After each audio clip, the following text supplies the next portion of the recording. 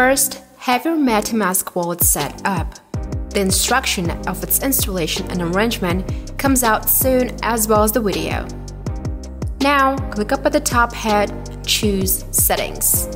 Scroll down a little bit, select Networks. Click Add Network. By this step, you are adding Binance Smart Chain to your MetaMask wallet, which allows interaction with PancakeSwap DEX. To fill up this form, please Google article named Connecting MetaMask to Binance Smart Chain. Make sure you focus on the mainnet part only and copy-paste the details into each tab carefully. Now you have the BNB Smart Chain set up and you're able to swap.